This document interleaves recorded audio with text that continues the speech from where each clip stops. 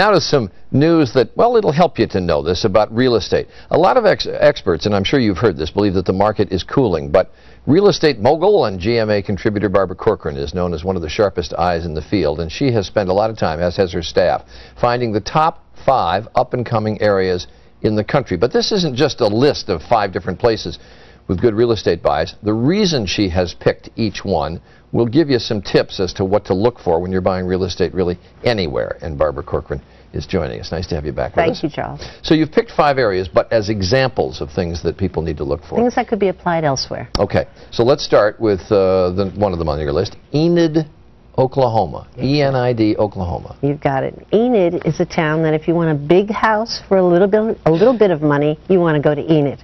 The actual cost of a house in America right now is $216,000, but in Enid it's only $99,000. That's a cheap house. But it's a big house, a lovely house, and one with a big backyard. It's also one of the best small cities for doing business. They've added in the last 3 years alone 900 new jobs to this small area. They've invested another $40 million and now expanding those businesses. It's a town that feels they have Yankee know-how on making money, so you can get a job there.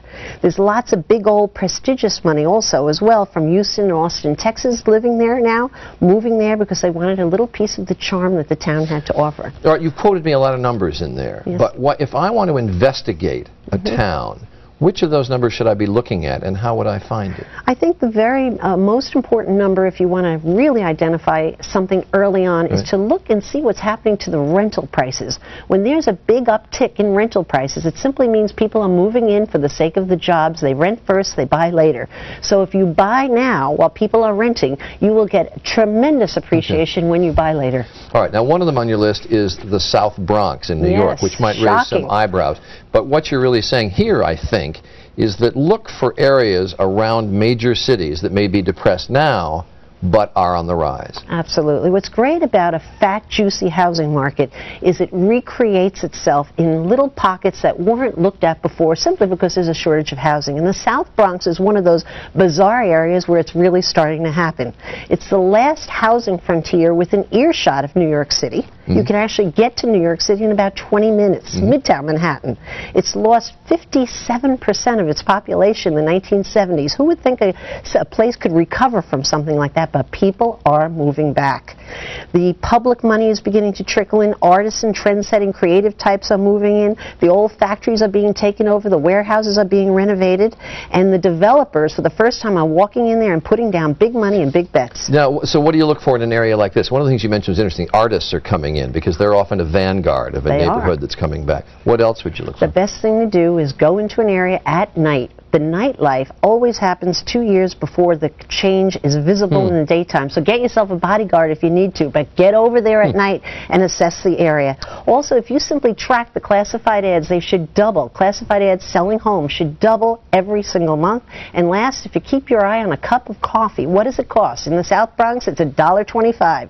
Only a year ago, it was 50 cents less. The cup of coffee is a very easy gauge as to where prices are going. When Starbucks come in, it's high real estate process will follow. Sell and get out. Oh, I see. That's when you sell. Okay, all right. It's too late to make money. But if the coffee prices are going up, it means it's getting gentrified a little bit. Absolutely. All right, Sitka, Alaska. Sitka, Alaska is probably one of the most beautiful, breathtaking places in all of America.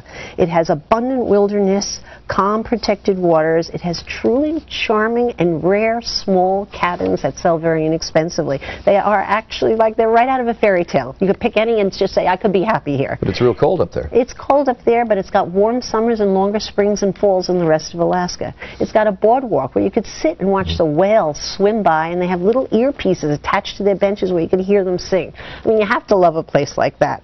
What you can learn from Sitka is that it's an island, and 95% of the island cannot be developed. So the 5% that's left is already mostly developed, and what do you think happens when you have a pressure on land like that? Values go up. Jacksonville, Florida? It's the last affordable place to buy in Florida, in my opinion. Every year when the surveys come out, 4 out of the top 10 places in Florida are always in Florida that are appreciating the highest. But it's a Johnny-come-lately coming around, but it's definitely coming around. There's a section in Jacksonville called Springfield that was a porn shop row. That was its name by the locals. Now it's filled with theaters and galleries. It's a hub of culture and arts. It's got 20 miles of beachfront, and it's got a beautiful river on its back end. And lastly, Oxford, Mississippi. And you don't even want that little tip?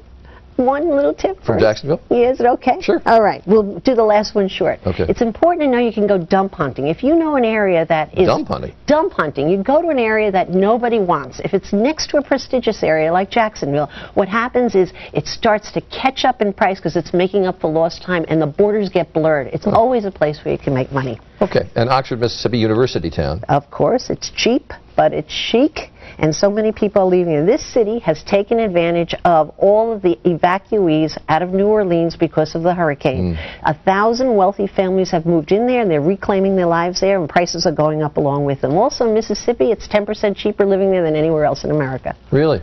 And university towns are great because there's great educational opportunities. And they have also vacant lots that are selling like hotcakes. You see that in any town, and you know the prices are going through the roof. And that's my last tip, and I'll be quiet. Okay?